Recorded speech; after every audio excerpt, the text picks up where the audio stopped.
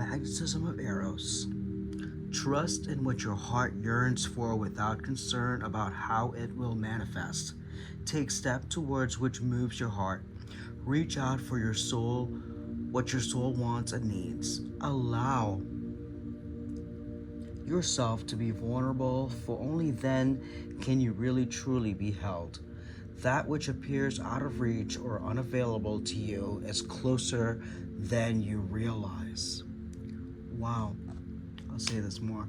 The magnetism of Eros is our soul's fascination with that which appears different and calls to us at a deep level.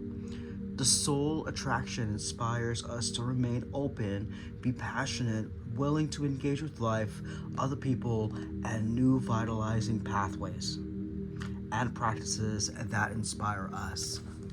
We're going towards the things that we're attracted to naturally in this reset moment that we're going through and this moon.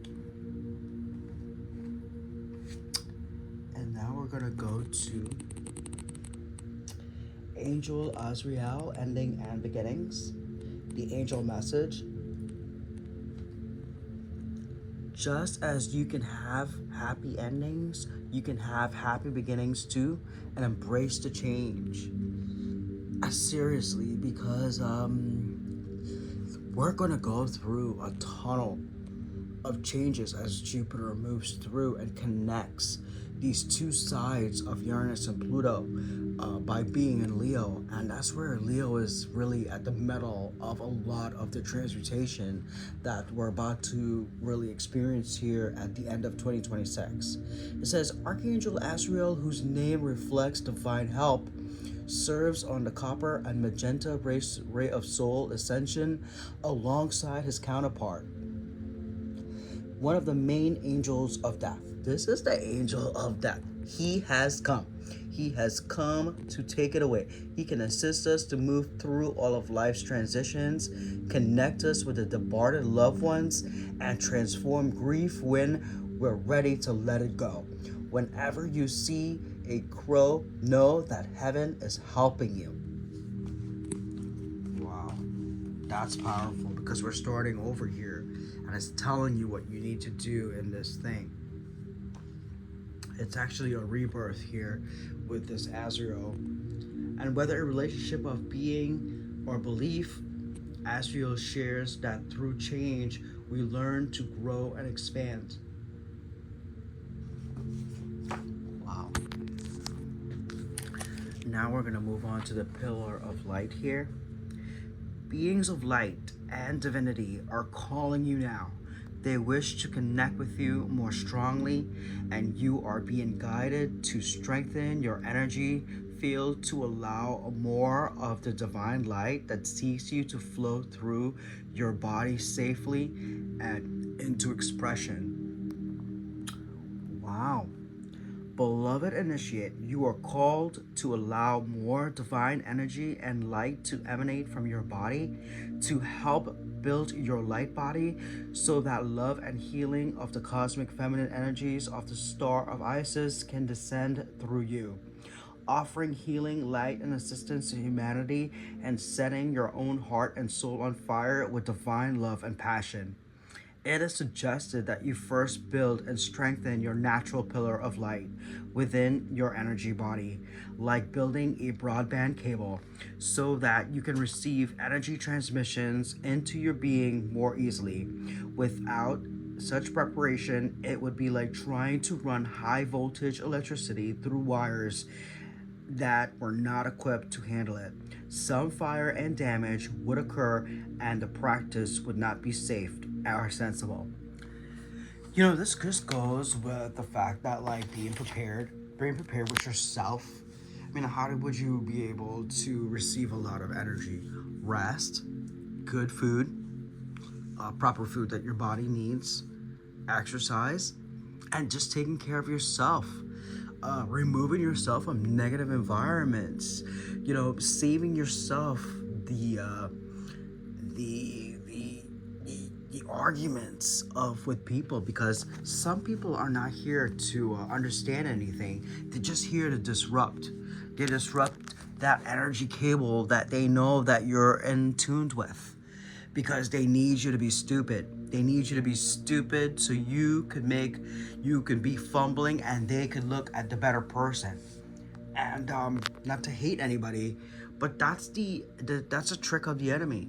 That's the biggest tactic. This is a football. This is baseball. This is every other sport. And to think about it that way, to prep yourself for your better day. So now we're going to go on to the very first card of like what it's here, and we have a healing of the heart. So these are all heart matters, all here.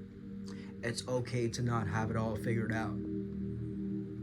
Okay, where is this coming from? The story. We are done with the suffering. We are done with suffering in silence. Healing has come. It has come to help us. And we go straight into foundation and achievements. That's a 4 of Wands. That's a family. That's a home. That's a rainbow. Rainbow is every light. It reflects every bit of what humanity is about. It takes like every bit of that rainbow to create the sunlight that we know today, and the sun is made up of every single bit of those colors. That's not just some optical illusion, although that it is. And how does this end? Well, it has a 3 of pentacles in the upright here, so in the down. So we'll hold on to that. It could definitely mean that we are waiting for these changes to happen here, and it looks like we're waiting for some wisdom to show up here. And when it does, this thing would be flipped over.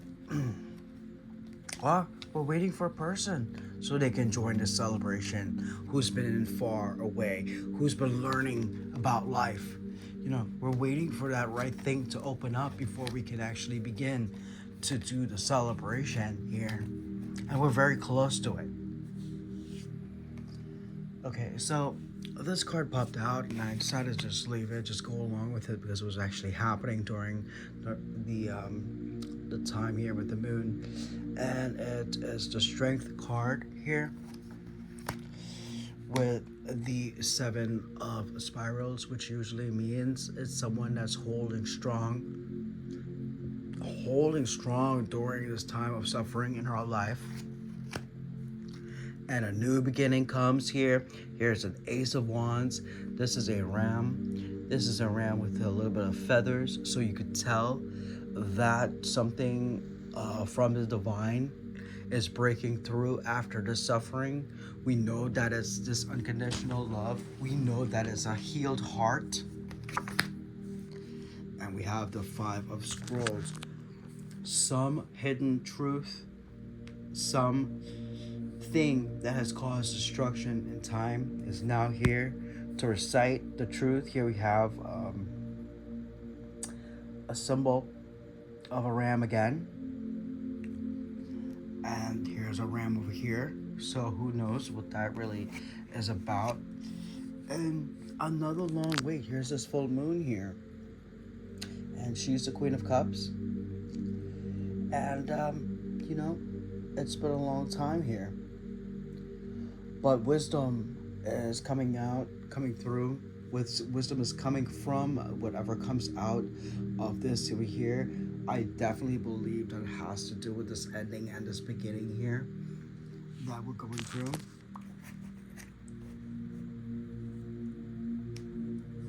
And then we have here the King of Scrolls. So the King of Scrolls and the Queen of Cups here. That's usually a pretty good match here. We're coming into balancing our Kundalini energies. And that's a wonderful ending card that we end up as the King of Swords here. But this King of Swords also has something to recite here as he holds this in his hand here.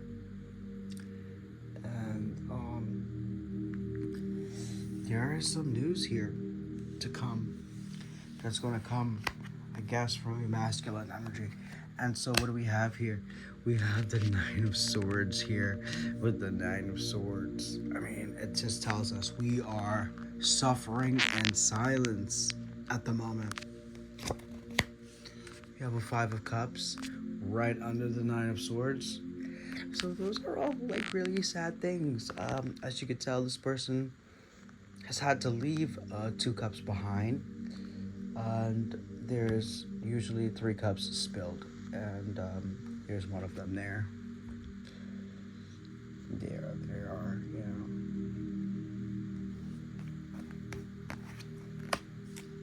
But what do we have here at the bottom? We have the Three of Cups in the upright. So it tells us that,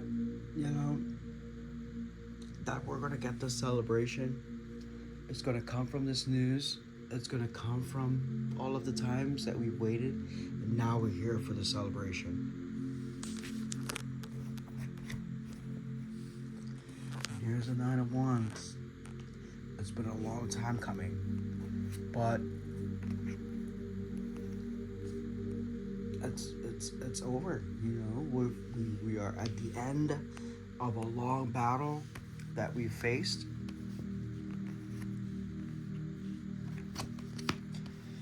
And we have a Three of Pentacles right at the bottom here. So great things are on the way.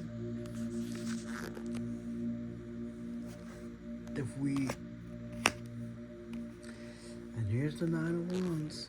With the Nine of Wands.